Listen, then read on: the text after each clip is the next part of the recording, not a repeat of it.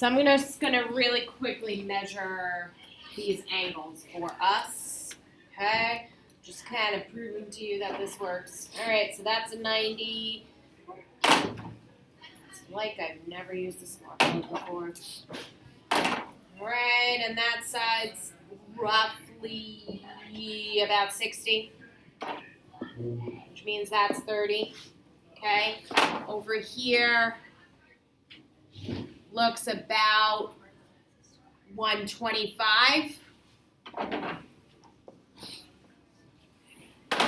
Alright, this angle looks about 20,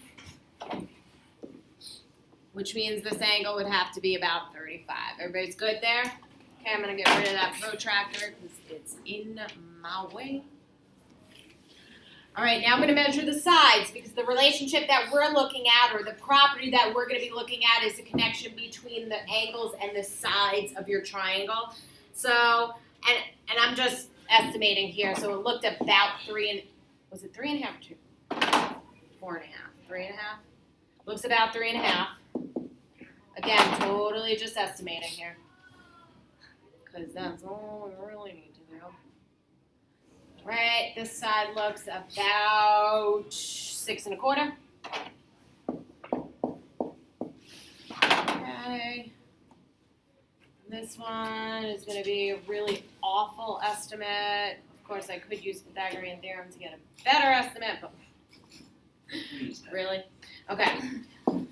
That's not happening today. So let's say about 7.25. Okay, so move over to this one. So, I don't know, 3/4.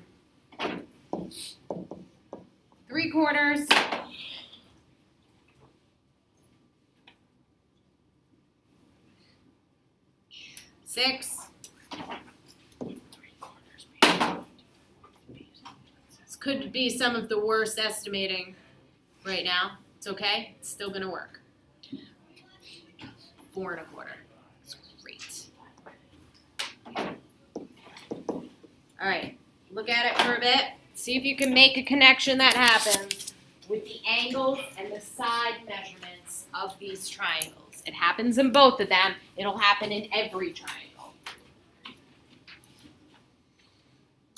Your angle measurements versus your side measurements. When you see something, say something.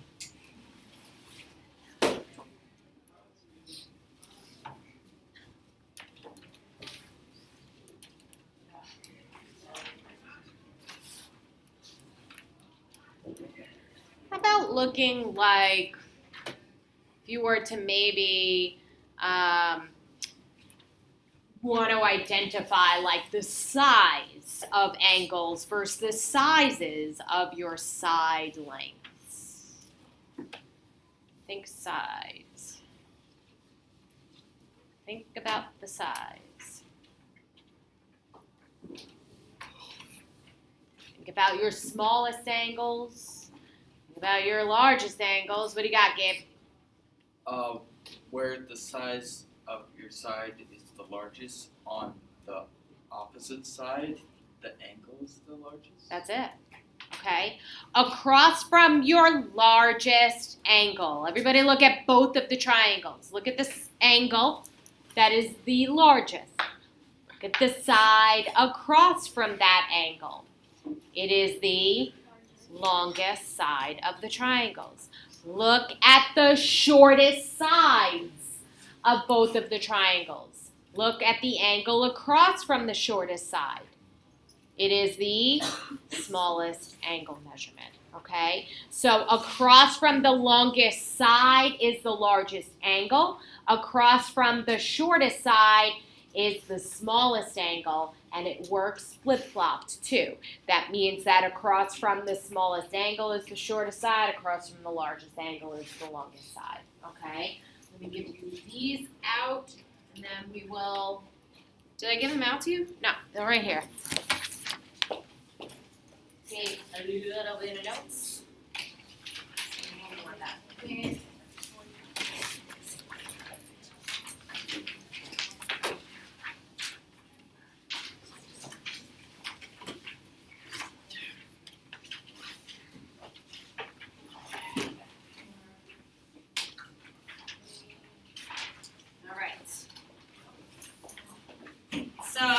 write it in an if-then statement so that I can write that we can also do the converse. Okay?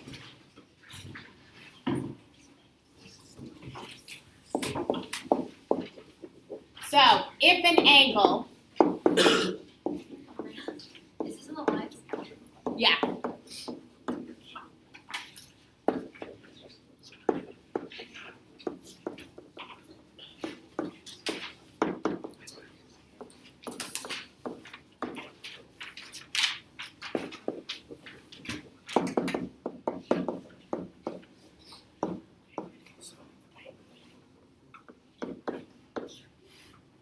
So if an angle is across from the shortest side of a triangle, then it is the smallest angle.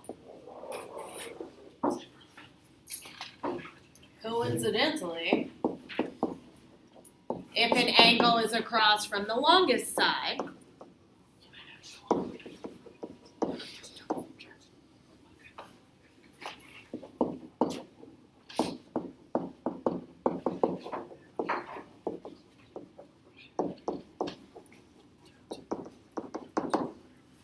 then it is the largest angle.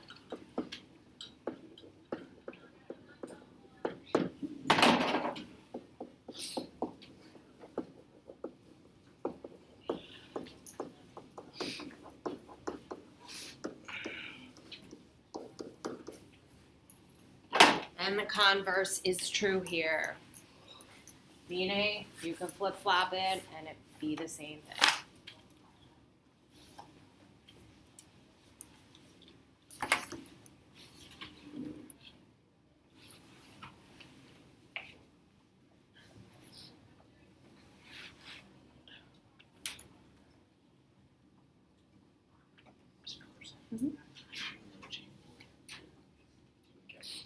You didn't get one?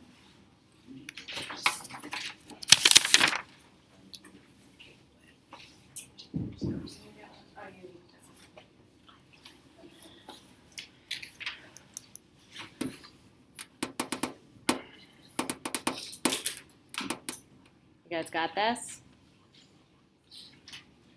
Yes?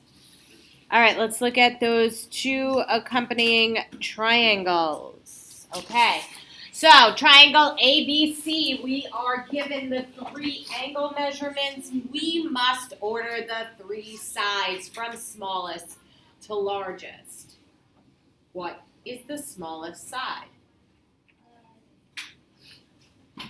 We identified the idea of sides being across or opposite angles last class. We said that those sides did not touch those angles. Those sides did not make up those angles. They are completely separated from it. Is it AC? Yeah, AC is across from your shortest angle of 30, okay? That means that BC has to be, oh, I think I said AC, sorry. BC has to be the smallest measurement, okay? But isn't it longer than AC? Are you just looking at this diagram? Doesn't matter what it looks like. Okay. Look at those angle measurements, okay? Here's your 30. Across from the 30 is the side that's BC. Okay? All right. What comes next? 30, then the 65. What is the side that's across from 65? Gabe? AB.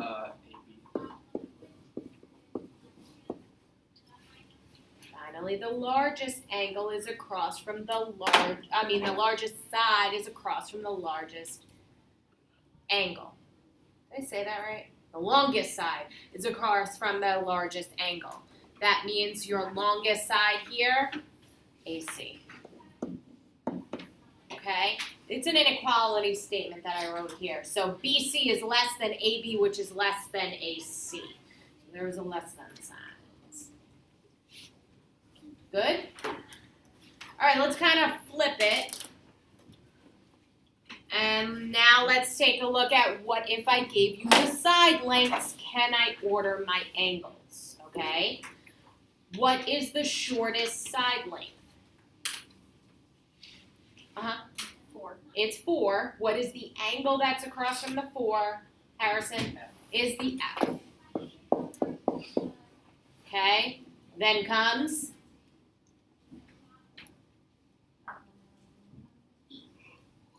right across from the 6 would be E. And finally, the longest side here would be the 8. So the largest angle would be D. So F is less than E, which is less than angle D. Does that make sense to you guys? All right. So flip that over. And it's 2:15. So let's work on, you know what? You could do 5 through 16. Do not be fooled. 9 through 16 can be tough, okay? Let me know if you need me, but we will go over all of them, okay? So go ahead, work on them for a little bit. You can work on them together as usual.